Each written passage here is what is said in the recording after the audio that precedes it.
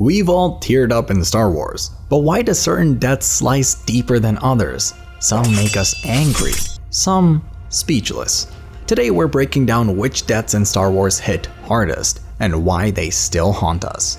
Today we're ranking the most tragic deaths in Star Wars. These are the ones that weren't just sad, some changed the story forever, left scars on the fandom, and still make debates rage in Reddit comment sections.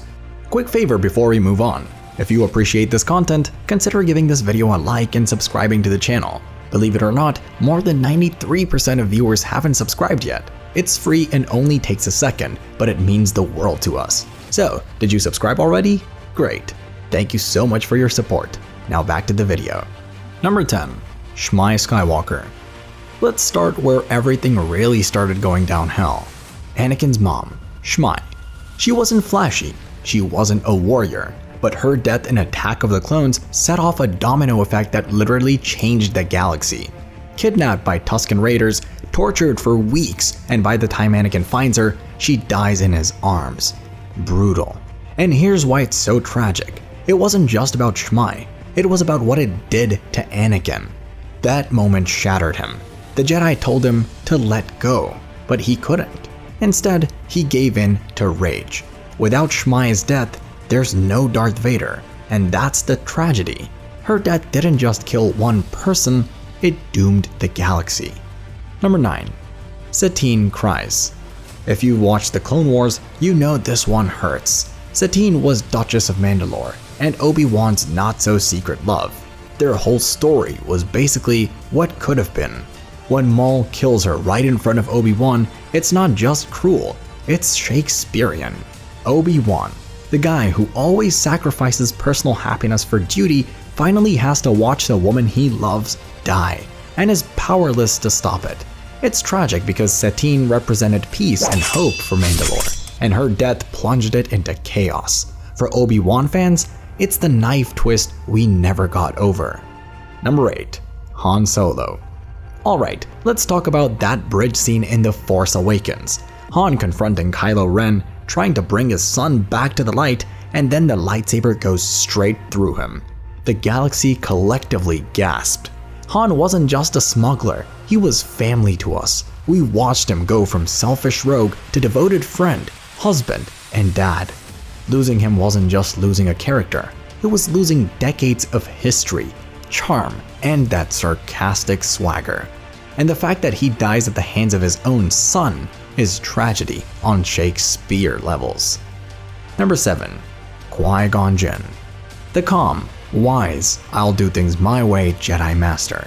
Qui-Gon's death in The Phantom Menace was brutal because it felt premature. He was the one who believed in Anakin when the Council didn't.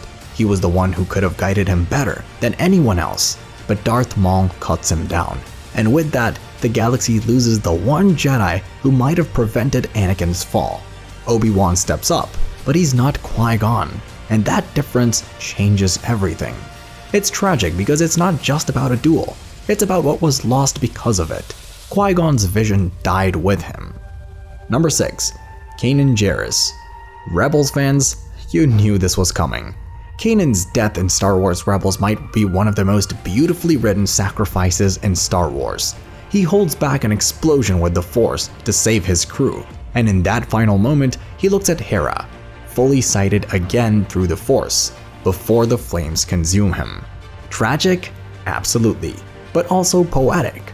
Kanan, the Jedi who survived Order 66, found love and became a true teacher, goes out saving his family.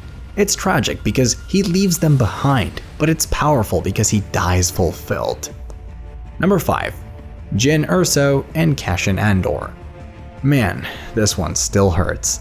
Rogue One is basically a movie where you know deep down nobody's making it out alive, but it still hits like a speeder to the chest when it happens. They pull off the impossible, stealing the Death Star plans and literally giving the galaxy its only shot at survival. But here's the catch. Every single one of them pays the price. One by one, the crew we just spent a whole movie bonding with gets taken out. And when it's all over, Jyn and Cassian are left on the beach, holding each other as the Death Star fires down on them. It's quiet, it's intimate, and it's brutal. What makes it so tragic isn't just that they die, it's that they know they're not going to be remembered. These aren't the Lukes or Leias of the galaxy. Their names don't get statues, songs, or celebrations. They die as unsung heroes, faceless to history, and yet without them, there's no new hope. Number 4. Luke Skywalker. Yes, Luke, the farm boy turned galactic legend. His death in The Last Jedi is one of the most debated in the fandom, but tragic? Definitely. He projects himself across the galaxy to save the Resistance, exhausting his life force. The twin suns set on him, echoing the scene from his youth, and just like that, the hero we grew up with is gone. Number 3. Obi Wan Kenobi. Obi Wan's death isn't just iconic, it's devastating once you really sit with it. This is a man who's carried the weight of failure his entire life. He lost his mother, he lost Anakin to the dark side, and now, face to face with what's left of the boy he raised, he makes one final choice. He doesn't go down swinging. He lowers his saber, looks at Vader with peace in his eyes, and lets himself be struck down. Not because he's given up, but because he knows it's the only way Luke survives. In that single moment, he sacrifices his life so the future has a chance. It hurts because it's final. We'd spent one movie with him, but we felt the loss as if he'd been there forever. And the way Luke screams after? Yeah, chills. Number 2. Anakin Skywalker. This is Star Wars at its emotional peak. For decades, Vader is the monster and the unstoppable hand of the Empire. But in the end, he's not defeated by a lightsaber. He's defeated by love. When Palpatine tortures Luke, Vader finally chooses. He lifts his master and hurls him to his death. And in that moment, he isn't Vader. He's Anakin Skywalker again, a father protecting his son. But the price is everything. The Emperor's lightning tears him apart, and he dies moments later. After a lifetime of pain and destruction, Anakin finally finds peace and redemption, but he doesn't get to live it. He'll never rebuild, never make amends, never truly be a father again. All he has are those final breaths, unmasked, vulnerable, and finally loved. It's one of the saddest and most powerful deaths in the saga. Number 1. Padme Amidala. At number 1, it's Padme. Her death in Revenge of the Sith is arguably the most tragic in all of Star Wars. Why? Because it represents the galaxy's fall as much as Anakin's. She's the voice of reason, the fighter for democracy, the one who believes in love and hope, and she dies heartbroken, right as the Empire rises.